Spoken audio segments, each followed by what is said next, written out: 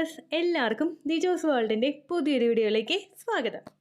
Pregnant ആകുന്ന സമയത്ത് ഒരു സ്ത്രീ ശരീരത്തിൽ ഒരുപാട് മാറ്റങ്ങൾ ഉണ്ടാകുമെന്ന് നിങ്ങൾക്ക് അറിയാം. അങ്ങനെ പ്രഗ്നൻ്റ് ആകുന്ന ഒരു സ്ത്രീക്ക് ഉണ്ടാകുന്ന വളരെ ഇൻട്രസ്റ്റിംഗ് ആയിട്ടുള്ള ഒരു ബോഡി ചേഞ്ചസിനെ പറ്റിയിട്ടാണ് ഇന്നത്തെ വീഡിയോയിൽ സംസാരിക്കുന്നത് കേട്ടോ. അപ്പോൾ നമുക്ക് വീഡിയോ സ്റ്റാർട്ട് ചെയ്യാം. പ്രഗ്നൻസി, ബോഡി ചേഞ്ചസ് അങ്ങനെയുള്ള കാര്യങ്ങളെ പറ്റിയിട്ടൊക്കെ വീഡിയോസ് ചെയ്യുമ്പോഴേക്കും ഓവുലേഷൻ കഴിഞ്ഞിട്ട് ഈ വീഡിയോസ് കാണുന്നവർ കൂടുതലായിട്ട് ആൻസൈറ്റി ഉള്ളവരാണെങ്കിൽ, എന്താകുമെന്ന് ആലോചിച്ച് വിഷമിക്കുന്നവരാണെങ്കിൽ, അല്ലെങ്കിൽ ഒരുപാട് തവണ മിസ്കാരേജ് ആയിട്ടോ പ്രഗ്നൻസി കിട്ടാതെ ആയിട്ടോ ടെൻഷൻ എടുക്കുന്നവരാണ് നിങ്ങളെങ്കിൽ നിങ്ങൾ ഈ വീഡിയോസ് കാണണ്ട കേട്ടോ. ജസ്റ്റ് സ്കിപ്പ് ചെയ്ത് കളയുക. കാരണം പ്രഗ്നൻസി ലക്ഷണത്തിനെ പറ്റിയിട്ടാണ് സംസാരിക്കുന്നത്. ഈ ലക്ഷണം നിങ്ങൾക്ക് ഇല്ല എന്ന് തോന്നുകയാണെങ്കിൽ, ഒരുപാട് ടെൻഷൻ അടിക്കുന്ന ഒരു നേച്ചറാണ് നിങ്ങൾക്കുള്ളതെങ്കിൽ നിങ്ങൾ ഈ വീഡിയോ കാണാനായിട്ട് പാടില്ല. കാരണം പ്രഗ്നൻസി ട്രൈ ചെയ്യുന്ന സമയത്ത് ഒരുപാട് പേർക്ക് ലക്ഷണങ്ങളില്ലാതെ പ്രഗ്നൻസി ആകുന്നവരുണ്ട്. അപ്പോൾ നിങ്ങൾ ഈ ലക്ഷണം കണ്ടില്ല എന്ന് വിചാരിച്ചിട്ട് കുറച്ചൊന്ന് ടെൻഷൻ അടിക്കുന്നത്, കണ്ടിന്യൂസ് ആയിട്ട് നിങ്ങൾ പീരീഡ് ആകുന്നത് വരെ പീരീഡ് ആകുമോ ആവില്ലേ എന്ന് ടെൻഷൻ അടിച്ച് നിങ്ങൾ പോകുന്നത് നിങ്ങളിൽ സ്ട്രെസ് ഇൻക്രീസ് ചെയ്യുന്നതിനും സ്ട്രെസ് ഹോർമോൺസിന്റെ പ്രൊഡക്ഷൻ കൂടുന്നതിനും ഇങ്ങനെ വന്നു കഴിഞ്ഞാൽ ഇംപ്ലാന്റേഷൻ ഫെയിൽ ആകുന്നതിനും കാരണമാകുന്നു. അങ്ങനെയുള്ള ഒരു വീഡിയോസ് കാണണ്ട കേട്ടോ. അതല്ലാത്തവരെ ജസ്റ്റ് ഒരു ഇൻഫർമേഷൻ പർപ്പസിന് വേണ്ടി മാത്രം ഈ വീഡിയോസ് എടുക്കുക. നിങ്ങൾക്ക് ഈ ലക്ഷണങ്ങൾ കാണുന്നുണ്ടെങ്കിൽ നിങ്ങൾ ശരീരത്തിന് ഒന്ന് എക്സ്ട്രാ കെയർ കൊടുക്കുക. അതായത് നമ്മൾ എന്തെങ്കിലും കാര്യങ്ങൾ ചെയ്യുമ്പോൾ ഒന്ന് സ്റ്റെപ്പ് കയറി ഇറങ്ങുമ്പോൾ നമ്മളൊന്ന് കുറയ്ക്കുക, സ്പീഡ് കുറയ്ക്കുക, അല്ലെങ്കിൽ ഫിസിക്കൽ കോൺടാക്ട് ചെയ്യാതിരിക്കുക, അല്ലെങ്കിൽ ന്യൂട്രിയൻസ് അടങ്ങിയിട്ടുള്ള ഭക്ഷണം കഴിക്കുക. ഇതിനെല്ലാത്തിനും ഒരു അവയർനെസ് ആയിട്ട് മാത്രം ഈ വീഡിയോ നിങ്ങൾ കൺസിഡർ ചെയ്യാം കേട്ടോ. അപ്പോൾ നമുക്ക് വീഡിയോ സ്റ്റാർട്ട് ചെയ്യാം. പ്രഗ്നന്റ് ആകുന്ന ഒരു സമയത്ത് ഒരു സ്ത്രീക്ക് ഒരുപാട് തരത്തിലുള്ള ലക്ഷണങ്ങൾ ഉണ്ടാകും. ഓരോ ശരീരഭാഗങ്ങളും അതിനു വേണ്ടിയിട്ട് പ്രവർത്തിക്കുകയും ചെയ്യും. പ്രഗ്നന്റ് ആകുന്ന സമയത്ത് നമ്മുടെ ഇംപ്ലാന്റേഷൻ കഴിഞ്ഞു കഴിഞ്ഞാൽ ആ ഒരു പ്രോസസ്സിൽ കൂടി പിന്നീട് നമ്മളുടെ ശരീരം പ്രവർത്തിക്കുന്നത് ആ ഒരു എംബ്രിയോയെ ഒന്ന് പിടിച്ചു കിട്ടാൻ വേണ്ടിയിട്ട് ഒരു സപ്പോർട്ട് കൊടുക്കുക എന്നുള്ളതാണ്. എംബ്രിയോയ്ക്ക് ആ പിടിച്ചു കിട്ടാൻ സപ്പോർട്ട് കിട്ടുന്നത് നമ്മളുടെ ആ ശരീരത്തിൽ നിന്ന് എത്തുന്ന ബ്ലഡ് സർക്കുലേഷനിലൂടെയാണ്. നമ്മളുടെ ബ്ലഡിലൂടെ എത്തുന്ന ഓക്സിജനും അതുപോലെ ന്യൂട്രിയൻസും ഒക്കെ ആ ഒരു എംബ്രിയോയ്ക്ക് വളരാൻ വേണ്ടിയിട്ടുള്ള ഒരു സപ്പോർട്ട് കൊടുക്കുകയാണ് ചെയ്യുന്നത്. അപ്പോൾ ഇതിൽ ഏറ്റവും അധികം പാർട്ട് വഹിക്കുന്ന ബ്ലഡ് വെസൽസിന് അല്ലെങ്കിൽ ബ്ലഡിന്റെ ആ ഒരു വെയിൻസിന് തന്നെ ആ ഒരു വ്യത്യാസം നമുക്ക് പ്രത്യക്ഷത്തിൽ തന്നെ കാണാനായിട്ട് സാധിക്കും. നോർമലി നമ്മളുടെ ശരീരത്തിൽ ഉണ്ടാകുന്ന ബ്ലഡിന്റെ ആ ഒരു സർക്കുലേഷനും ബ്ലഡിന്റെ പ്രൊഡക്ഷനും, അതായത് റെഡ് ബ്ലഡ് സെൽസിന്റെ പ്രൊഡക്ഷനെയും അപേക്ഷിച്ച് ഒരു 40-50% വരെ നമ്മളുടെ ശരീരത്തിൽ നിങ്ങൾ പ്രഗ്നന്റ് ആകുന്ന സമയത്ത് റെഡ് ബ്ലഡ് സെൽസിന്റെ പ്രൊഡക്ഷനും അതുപോലെ ബ്ലഡിന്റെ വോളിയവും കൂടുന്നുണ്ട്, ബ്ലഡ് സർക്കുലേഷനും കൂടുന്നുണ്ട്. ഈ ബ്ലഡ് സർക്കുലേഷൻ കൂടുന്നത് നമുക്ക് പലതരത്തിൽ റെക്കഗ്നൈസ് ചെയ്യാനായിട്ട് സാധിക്കും. ഓരോ ശരീരഭാഗങ്ങളിൽ ഉണ്ടാകുന്ന വ്യത്യാസങ്ങൾ കൊണ്ടും ഓരോ ശരീരഭാഗങ്ങളെ എൻലാർജ് ആകുമ്പോഴും നമുക്ക് ഈ ഒരു ബ്ലഡ് സർക്കുലേഷൻ കൂടിയിട്ടുണ്ട് എന്ന് മനസ്സിലാക്കാനായിട്ട് സാധിക്കും. നമ്മുടെ ഫേസിൽ വ്യത്യാസം വരുമ്പോൾ, നമ്മുടെ ബ്രസ്റ്റിൽ വ്യത്യാസം വരുമ്പോഴൊക്കെ നമുക്ക് ഈ ഒരു വിസിബിൾ ആയിട്ടുള്ള ചേഞ്ചസ് ഉണ്ടാകും. അങ്ങനെ ഇപ്പോൾ നമ്മുടെ ആ ഒരു ബ്ലഡ് സർക്കുലേഷൻ നടക്കുന്നത് വെയിൻസ് വഴി, നമ്മുടെ ഞരമ്പ് വഴിയാണെന്ന് നമുക്കറിയാലോ. അതിന്റെ ഭാഗമായിട്ട് ഈ ബ്ലഡ് സർക്കുലേഷൻ കൂടുമ്പോഴേക്കും ആ വ്യത്യാസം നമ്മളുടെ ഞരമ്പിലും കാണാനായിട്ട് സാധിക്കും. നോർമലി പലർക്കും അവരുടെ ശരീരഭാഗങ്ങളിൽ ഞരമ്പ് ചിലപ്പോഴൊക്കെ വിസിബിൾ ആയിട്ടുണ്ടാകും. എസ്പെഷ്യലി നമ്മുടെ കൈയുടെ ഭാഗത്ത്, നമ്മുടെ കാലിന്റെ ഭാഗത്തൊക്കെ പലർക്കും ഞരമ്പ് വിസിബിൾ ആകുന്നുണ്ടാകും. എന്നാൽ അങ്ങനെ വിസിബിൾ ആകാത്തവർക്ക് ഇംപ്ലാന്റേഷൻ കഴിഞ്ഞതിന് ശേഷം അവരുടെ പ്രധാനപ്പെട്ട 3 ഭാഗങ്ങളിൽ, അതായത് ആദ്യത്തെ ഭാഗം എന്ന് പറയുന്നത് അവരുടെ ബ്രസ്റ്റ് ആണ്. ബ്രസ്റ്റിന്റെ ഭാഗത്ത് ഞരമ്പ് തെളിഞ്ഞു വരിക.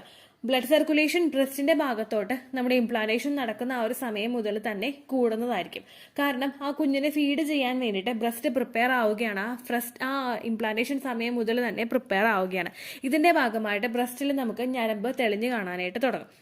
രണ്ടാമതായിട്ട് ഈ ഒരു ഞരമ്പിലെ വ്യത്യാസം വരുന്ന ഒരു ശരീരഭാഗം എന്ന് പറയുന്നത് നമ്മുടെ അബ്ഡോമൻ ആണ്. നമ്മുടെ വയറ് ഓൾവേസ് നമ്മുടെ ഒരു കുഞ്ഞിനെ പ്രൊട്ടക്ട് ചെയ്യണമെങ്കിൽ ആ ഒരു ഭാഗത്തായിട്ട് ബ്ലഡ് സർക്കുലേഷൻ കൂടണം. കുഞ്ഞിന് കിട്ടുന്ന ന്യൂട്രിയൻസ് കിട്ടുന്നത് യൂട്രസിലോട്ടാണ്. യൂട്രസിൽ ഉണ്ടാകുന്ന എഫക്ട് ഏറ്റവും കൂടുതൽ ആദ്യം അറിയുന്നത് നമ്മുടെ അബ്ഡോമനിലാണ്. അപ്പോൾ അബ്ഡോമനിലോട്ടുള്ള ബ്ലഡ് സർക്കുലേഷൻ കൂടിയിട്ട് അവിടെ ഞരമ്പ് തെളിഞ്ഞു കാണാനായിട്ട് സാധ്യതയുണ്ട്. അടുത്തതായിട്ട് രക്തയോട്ടം ഏറ്റവും കൂടുതൽ അധികരിക്കുന്നത് നമ്മുടെ ആ ഒരു ലെഗ്സിന്റെ ഭാഗത്താണ്. നമ്മുടെ തൊടയുടെ ഭാഗത്ത്, നമ്മുടെ തൈസിന്റെ ഭാഗത്തോട്ടൊക്കെ ബ്ലഡ് സർക്കുലേഷൻ കൂടുതലായിരിക്കും. പെൽവിക്കിന്റെ ഭാഗത്തോട്ട് ബ്ലഡ് സർക്കുലേഷൻ കൂടുന്നതിന്റെ ഭാഗമായിട്ട് അതിന്റെ എഫക്ട് നമ്മുടെ ആ കാലിലെ ഇടുക്കിലുള്ള ഭാഗത്ത് നമുക്ക് ഫീൽ ചെയ്യാനായിട്ട് സാധിക്കും. അപ്പൊ ഈ 3 ഭാഗങ്ങൾ, നമ്മുടെ ബ്രസ്റ്റ്, നമ്മുടെ ലോവർ അബ്ഡമൻ ഭാഗം, നമ്മുടെ തൈസിന്റെ ഭാഗം, നമ്മുടെ തൊടയുടെ ഭാഗത്തൊക്കെയാണ് ഏറ്റവും കൂടുതൽ ആ ഒരു വെയിൻസിൽ വ്യത്യാസം വരുന്നത്. ഇനി ഈ വെയിൻസിൽ ഏത് തരത്തിലുള്ള വ്യത്യാസമാണ് വരുന്നതെന്ന് നമുക്ക് നോക്കിയാലോ. നോർമലി നമുക്ക് ഉണ്ടാകുന്ന ഒരു വ്യത്യാസത്തിന് അപേക്ഷിച്ച് ഒന്ന് മാറ്റി നിർത്തി കഴിഞ്ഞാൽ ഒരു ബ്ലൂവിഷ് ആയിട്ടുള്ള ഒരു ഗ്രീൻ, അതായത് നമുക്ക് ഗ്രീനിൽ കുറച്ച് ബ്ലൂ കളറും കൂടി മിക്സ് ആയിട്ട്, ലൈറ്റ് ഒരു ഗ്രീനിൽ ഒരു ബ്ലൂവും കൂടി മിക്സ് ആയിട്ട് എങ്ങനെ ഉണ്ടാവുമോ അത്തരത്തിലുള്ള തെളിഞ്ഞിട്ടായിരിക്കും നമുക്ക് വെയിൻസ് കാണാനായിട്ട് സാധിക്കുന്നത്. ചില ഭാഗങ്ങളിൽ പർപ്പിൾ ആയിട്ടുള്ള ഒരു ടോണിലും നമുക്കിത് കാണാനായിട്ട് സാധിക്കും. എസ്പെഷ്യലി പർപ്പിൾ ടോൺ കാണുന്നത് നമ്മുടെ ആ ഒരു വജൈനൽ ഏരിയയിലാണ്. വജൈനൽ ഏരിയയിലോട്ട് ബ്ലഡ് സർക്കുലേഷൻ കൂടുമ്പോഴേക്കും വജൈനയുടെ കളർ പർപ്പിൾ ആയിട്ട് മാറാറുണ്ട്. ഇത് ആ ബ്ലഡ് വോളിയം എത്തുന്നതിന്റെ ആ ഒരു വ്യത്യാസം അനുസരിച്ചിട്ടാണ് ഇങ്ങനെയുള്ളൊരു ഭാഗത്ത് നമുക്ക് ആ ഒരു കാര്യത്തിൽ കാണാനായിട്ട് സാധിക്കുന്നത് കേട്ടോ.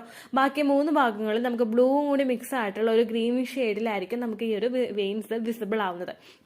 ഏറ്റവും കൂടുതൽ ഇങ്ങനെ വെയിൻസ് വിസിബിൾ ആവാനായിട്ടുള്ള കാരണം നമ്മുടെ ഒരു ബ്ലഡ് സെൽസ് അല്ലെങ്കിൽ ആ ഒരു ബ്ലഡിന്റെ ആ ഒരു വെയിനിലൂടെ പാസ് ചെയ്ത് പോകുന്ന ഭാഗം എന്ന് പറയുന്നത് നോർമലി ഇരിക്കുന്നതിനേക്കാളും കുറച്ചും കൂടി ഒന്ന് വികസിക്കും.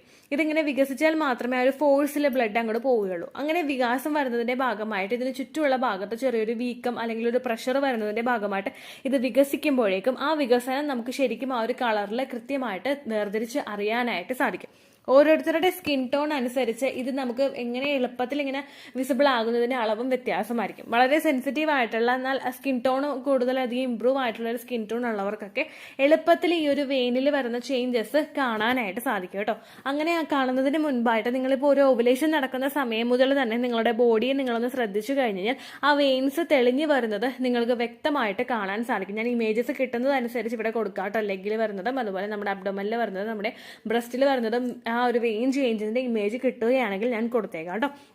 അപ്പോൾ അങ്ങനെ നിങ്ങൾക്ക് എളുപ്പത്തിൽ റെക്കഗ്നൈസ് ചെയ്യാം. ഇനി എപ്പോൾ മുതൽ ഈ ഒരു വ്യത്യാസം കാണും? എല്ലാവരും ക്യൂരിയസ് ആയിരിക്കും എപ്പോൾ മുതലാണ് ഇത് കാണുന്നത് എന്നുള്ളതിനെ പറ്റിയിട്ട്. ഏറ്റവും കൂടുതൽ നമുക്ക് ഇത് കാണുന്നത് നമ്മുടെ സ്റ്റാർട്ടിംഗ് സ്റ്റേജിലാണ്. പിന്നീട് അങ്ങോട്ടേക്ക് പോകുന്തോറും നമുക്ക് ഇതിന്റെ അളവ് ചിലപ്പോൾ കാണുന്നത് കുറവായിരിക്കും. കാരണം ആ ഒരു പ്രഷർ വരുന്നതിനായിട്ട് അഫോർഡ് ചെയ്യാൻ വേണ്ടിയിട്ട് നമ്മുടെ ഞരമ്പ് ഭാഗങ്ങളൊക്കെ പ്രിപ്പയർ ആയി ബ്ലഡ് ഫ്ലോ ആയിട്ട് നമ്മുടെ ശരീരം പൊരുത്തപ്പെട്ടു. അപ്പോൾ ഏറ്റവും കൂടുതൽ ഈ ഒരു ചേഞ്ചസ് കാണുന്നത് നമ്മുടെ ആ ഒരു ഏർലി സ്റ്റേജിലായിരിക്കും. ഇംപ്ലാന്റേഷൻ സക്സസ്ഫുൾ ആകുന്ന ആ ഒരു സമയം മുതൽക്കേ തന്നെ നമുക്ക് ഈ ഒരു വ്യത്യാസം റെക്കഗ്നൈസ് ചെയ്യാനായിട്ട് സാധിക്കും. അതായത് ഓവുലേഷൻ കഴിഞ്ഞിട്ട് ഒരു 6 to 12 ഡേയ്സിനകത്താണ് നമുക്ക് ഇംപ്ലാന്റേഷൻ സംഭവിക്കുന്നത്. ഈ ഇംപ്ലാന്റേഷൻ നടക്കുന്ന വെരി നെക്സ്റ്റ് ഡേ മുതൽ തന്നെ നമുക്ക് ഈ ഒരു ചേഞ്ചസ് റെക്കഗ്നൈസ് ചെയ്യാനായിട്ട് സാധിക്കും. അപ്പോൾ നിങ്ങൾ ശരീരം ശ്രദ്ധിക്കുക, നിങ്ങൾക്ക് ഈ വ്യത്യാസം കാണുന്നുണ്ടോ എന്ന് അറിയാനായിട്ട് സാധിക്കും. ഒന്നാമത്തെ റീസൺ ബ്ലഡ് സർക്കുലേഷൻ കൂട്ടുന്നതാണെങ്കിൽ രണ്ടാമത്തെ റീസൺ എന്ന് പറയുന്നത് ഹോർമോൺ ഫ്ലക്ച്വേഷൻ ആണ്. പെട്ടെന്നുണ്ടാകുന്ന ഒരു ഹോർമോണിലെ വ്യത്യാസവും നമുക്ക് ഇത്തരത്തിൽ ഞരമ്പ് തെളിഞ്ഞ് കാണുന്നതിന് കാരണമാവുന്നു. മൂന്നാമത്തെ റീസൺ നമുക്ക് ബ്ലെയിം ചെയ്യാൻ കഴിയുന്നത് പ്രൊജസ്ട്രോൺ ഹോർമോണിനെ മാത്രമാണ്. ഈ പ്രൊജസ്ട്രോൺ ഹോർമോൺ പെട്ടെന്ന് നമ്മളുടെ ശരീരത്തിൽ കൂടുന്നതിന്റെ ഭാഗമായിട്ട് നമുക്ക് ഇത്തരത്തിലുള്ള വ്യത്യാസങ്ങൾ ശരീരത്തിൽ കാണാനായിട്ട് സാധിക്കും കേട്ടോ. അപ്പോൾ നിങ്ങൾക്കും ഇത്തരത്തിലുള്ള വ്യത്യാസങ്ങൾ കാണുന്നുണ്ടോ എന്ന് നോക്കുക. ഏറ്റവും കൂടുതൽ കാണുന്നത് നമ്മുടെ ബ്രസ്റ്റിൽ, നമ്മുടെ ലോവർ അബ്ഡമൻ ഭാഗത്ത്, നമ്മുടെ കാലിന്റെ ലെഗ്സിലായിരിക്കും ഏറ്റവും കൂടുതൽ കാണുന്നത്. നമ്മുടെ വജൈനയിൽ കാണുന്നത് പർപ്പിൾ കളറിലെ ചേഞ്ചസ് ആയിരിക്കും. അതിൽ നിറം മാറ്റം വജൈനൽ കളർ ചേഞ്ച് എന്ന് പറഞ്ഞ് നിങ്ങൾ ടൈപ്പ് ചെയ്ത് കഴിഞ്ഞാൽ നിങ്ങൾക്ക് ആ വീഡിയോ ലഭിക്കുന്നതായിരിക്കും കേട്ടോ. അപ്പൊ ഇത്രയും ചേഞ്ചസ് ആണ് ഏർലി സ്റ്റേജിൽ തന്നെ നമ്മുടെ വെയിൻസ് മൂലം നമുക്ക് കാണാനായിട്ട് സാധിക്കുന്നത്. ഇത് നിങ്ങൾക്ക് കാണുന്നുണ്ടോ എന്ന് നോക്കുക. ഇത്രയേ ഉള്ളൂ വീഡിയോ. യൂസ്ഫുൾ ആയി കാണുമെന്ന് വിശ്വസിക്കുന്നു. യൂസ്ഫുൾ ആവുന്നുണ്ടെങ്കിൽ ലൈക്ക് ചെയ്യുക, ഫ്രണ്ട്സിനൊക്കെ ഷെയർ ചെയ്ത് കൊടുക്കുക കേട്ടോ. എന്തെങ്കിലും സംശയം ഉണ്ടെങ്കിൽ നിങ്ങൾ കമന്റ്സിൽ ചോദിക്കുക. പണ്ടത്തെ വീഡിയോയ്ക്ക് കമന്റ്സ് ഇടുന്നവർക്ക് റിപ്ലൈ ലഭിക്കുന്നില്ലെങ്കിൽ ലേറ്റസ്റ്റ് ആയിട്ട് ഞാൻ ഏത് വീഡിയോ ആണ് അപ്ലോഡ് ചെയ്യുന്നത് അതിന് താഴെ കമന്റ് ഒന്ന് കോപ്പി പേസ്റ്റ് ചെയ്യാനായിട്ട് ശ്രദ്ധിക്കുക കേട്ടോ. അതുപോലെ ഓവുലേഷൻ ഡേറ്റ് കാൽക്കുലേറ്റ് ചെയ്ത് തരാനായിട്ട് റിക്വസ്റ്റ് ചെയ്യുന്ന ആളുകൾ എത്രയാണോ സൈക്കിൾ ലെങ്ത് അത് മെൻഷൻ ചെയ്യാനായിട്ട് ശ്രദ്ധിക്കുക. സൈക്കിൾ ലെങ്ത് എന്നതുകൊണ്ട് ഉദ്ദേശിച്ചത് ഓരോ മാസവും എത്ര ദിവസം കൂടുമ്പോഴാണോ ബ്ലീഡിങ് വരുന്നത് അതാണ് സൈക്കിൾ ലെങ്ത്. കഴിഞ്ഞ മാസം ഒരു 8-ാം തീയതിയാണ് ബ്ലീഡിങ് ആയതെങ്കിൽ ഈ മാസം 6-ാം തീയതിയാണ് ബ്ലീഡിങ് ആയതെങ്കിൽ കഴിഞ്ഞ മാസം 8-ാം തീയതി മുതൽ ഈ മാസം 6-ാം തീയതി വരെ എത്ര ദിവസമുണ്ടോ അത് കാലണ്ടറിൽ എണ്ണി തിട്ടപ്പെടുന്നതാണ് നിങ്ങളുടെ സൈക്കിൾ ലെങ്ത്. സൈക്കിൾ ലെങ്ത് നമ്മൾ കൃത്യമായിട്ട് കാൽക്കുലേറ്റ് ചെയ്യുകയാണെങ്കിൽ ഓവുലേഷൻ ഡേറ്റ് എളുപ്പത്തിൽ കണ്ടുപിടിക്കാൻ വേണ്ടിയിട്ട് ഒരുപാട് ആപ്ലിക്കേഷൻസും ഒരുപാട് ഓൺലൈൻ ആയിട്ടുള്ള വെബ്സൈറ്റുകളും ഇന്ന് നമുക്ക് അവൈലബിൾ ആണ്. പ്ലേ സ്റ്റോറിൽ പോയിട്ട് ഓൺലൈൻ ഓവുലേഷൻ ട്രാക്കർ എന്ന് ടൈപ്പ് ചെയ്ത് കഴിഞ്ഞാൽ നിങ്ങൾക്ക് അതുമായിട്ട് ബന്ധപ്പെട്ടിട്ടുള്ള ആപ്ലിക്കേഷൻസ് കിട്ടും. അത് പറ്റുന്നില്ല എങ്കിൽ ഗൂഗിളിൽ പോയിട്ട് ഓൺലൈൻ ഓവുലേഷൻ കാൽക്കുലേറ്റർ എന്ന് ടൈപ്പ് ചെയ്ത് കഴിഞ്ഞാൽ അതുമായിട്ട് ബന്ധപ്പെട്ടിട്ടുള്ള വെബ്സൈറ്റുകൾ നിങ്ങൾക്ക് കിട്ടും. അതിൽ നിങ്ങളുടെ ലാസ്റ്റ് മന്തിലെ മെൻസ്ട്രേഷൻ്റെ ഡേറ്റും ഒപ്പം ഞാൻ ഈ പറഞ്ഞ രീതിക്ക് നിങ്ങൾ കാൽക്കുലേറ്റ് ചെയ്യുന്ന സൈക്കിൾ ലെങ്ത്തും എൻ്റർ ചെയ്ത് കൊടുക്കുകയാണെങ്കിൽ നിങ്ങൾക്ക് കൃത്യമായിട്ട് ഓവുലേഷൻ ഡേറ്റ് കണ്ടുപിടിക്കാനായിട്ട് സാധിക്കും. ഫെർട്ടൈൽ ടൈം പീരീഡും നിങ്ങൾക്ക് കിട്ടും. അതായത് എത്ര ദിവസം മുതൽ കോൺടാക്ട് ചെയ്ത് തുടങ്ങിക്കഴിഞ്ഞാൽ നിങ്ങൾ പ്രഗ്നൻ്റ് ആകും എന്നുള്ളൊരു ഡേറ്റും നിങ്ങൾക്ക് പ്രോപ്പറായിട്ട് കിട്ടും കേട്ടോ. ഇത് കാൽക്കുലേറ്റ് ചെയ്യുന്ന സമയത്ത് സൈക്കിൾ ലെങ്ത് കാൽക്കുലേറ്റ് ചെയ്യുന്ന സമയത്ത് നിങ്ങളുടെ ആ ഒരു കലണ്ടറിൽ നോക്കി തന്നെ നിങ്ങൾ കാൽക്കുലേറ്റ് ചെയ്യുക. പല മാസങ്ങളിലും 30-31 ദിവസമുണ്ട്. അതുകൊണ്ടാണ് അങ്ങനെ പറഞ്ഞത്. ഒപ്പം നിങ്ങൾക്ക് ബ്ലീഡിങ് തുടങ്ങിയ ദിവസത്തിന് വേണം നിങ്ങൾ ഡേ 1 ആയിട്ട് എടുക്കാൻ വേണ്ടിയിട്ട്. സ്പോട്ടിങ് തുടങ്ങിയ ദിവസത്തിനെ അതായത് ചെറുതായിട്ട് ഡിസ്ചാർജ് പോയി തുടങ്ങിയ ദിവസത്തിനെ നിങ്ങൾ കൺസിഡർ ചെയ്യേണ്ട ആവശ്യം ഇല്ല കേട്ടോ. അപ്പോൾ ഇത്രയേ ഉള്ളൂ വീഡിയോ. അടുത്തൊരു വീഡിയോ ആയിട്ട് നമുക്ക് വീണ്ടും കാണാം. ബൈ.